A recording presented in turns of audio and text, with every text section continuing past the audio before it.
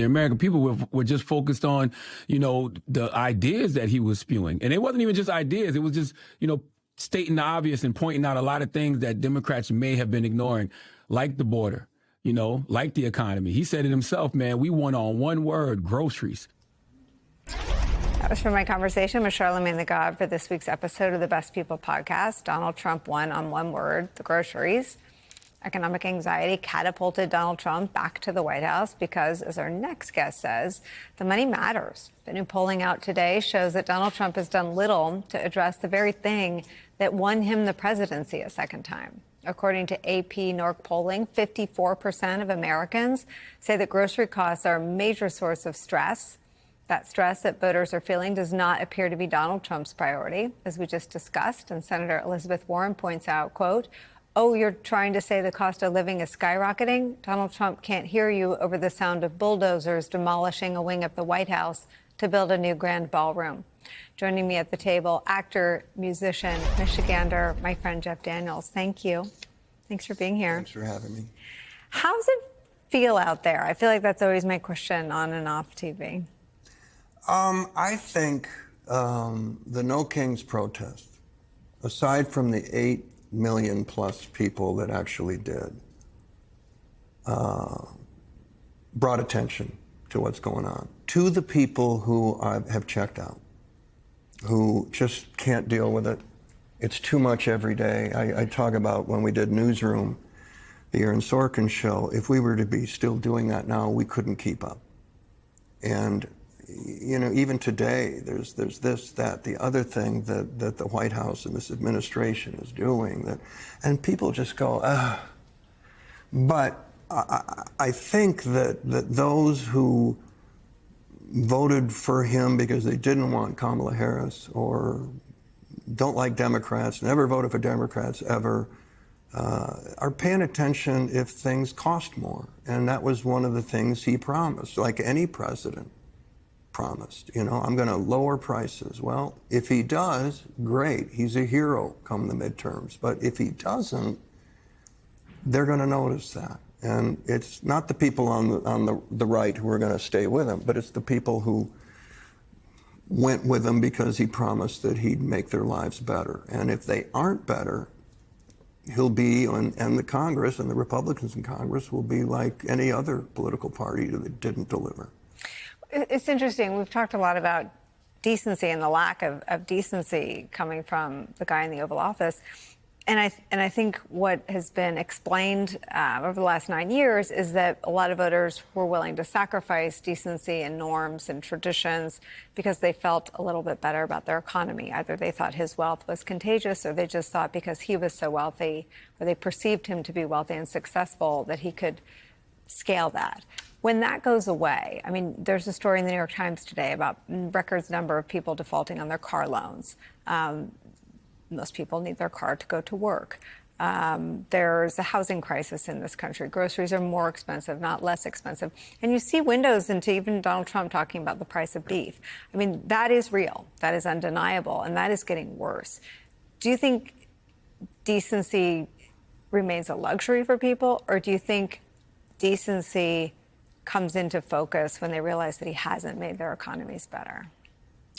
I would like to think that things like decency and civility and respect for the rule of law and respect for things that are bigger than you, including the office of the presidency, which is different than a monarchy, will matter. First, it will be about the economy. It always is. Carville was right. It just is.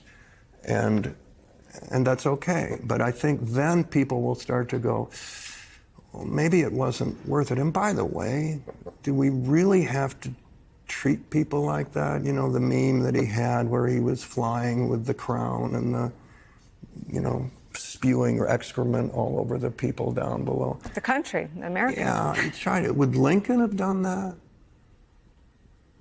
Kennedy? I don't think Nixon would have done that. Nixon wouldn't have done it. Reagan wouldn't have done it. Bush wouldn't have done it. Either Bush. It just...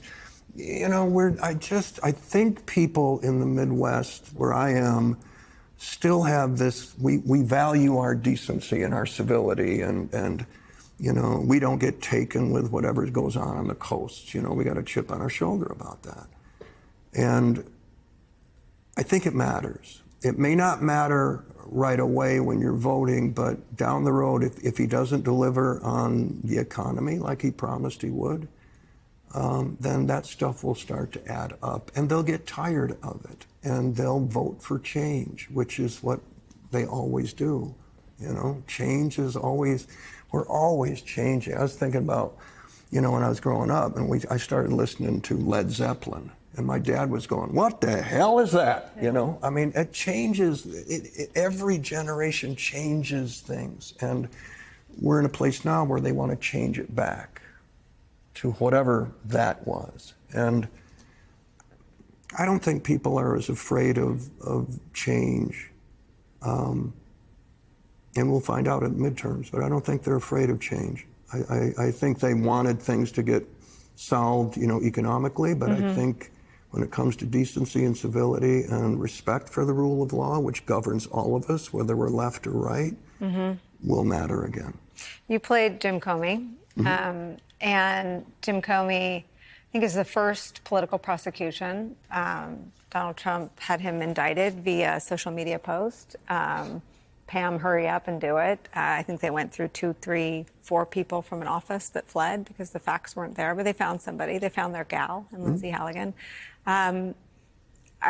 Those facts are known, but I wonder if there was anything about Comey's response. He issues a video that says, "I'm not afraid, and let's have a trial."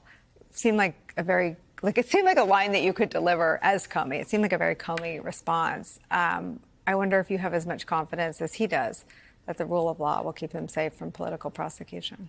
You know, I got to play him in the Comey role, and one of the things I learned about him was the sacredness of the rule of law. And one person I talked to described him as a Boy Scout when it came to that kind of thing. And you can argue that he handled the Hillary announcement in the summer wrong, but come that fall and the month leading up to it, there were some things that happened that weren't his fault, and he took the blame for it. And I always respected him for handling that the way he did when he was basically hammered. And even now, with this kind of retribution campaign, and he's the star of the first one, he did something that Trump hasn't done. He said, "Let's go to court. Yeah. I'm innocent. Let's go to court." You know, Trump's always been, whether it was the Mar-a-Lago classified documents or go down a long list of stuff, he'd delay, he'd appeal, he'd do that, all the lawyer, you know, magic tricks he could do. Comey said, "No, let's go." I mean, I've always thought that if Trump were that innocent of some of this stuff, he'd go, "Let's go to court on Monday, and could you do it at 10? Because I'm going to schedule a tea time at 3, because this will be dismissed in half an hour, because I'm innocent." He never wanted to face the evidence or the facts or jury. But Jim will do it. Jim will do it. And that tells me that he's going, "Bring it. This could be over in 2 hours."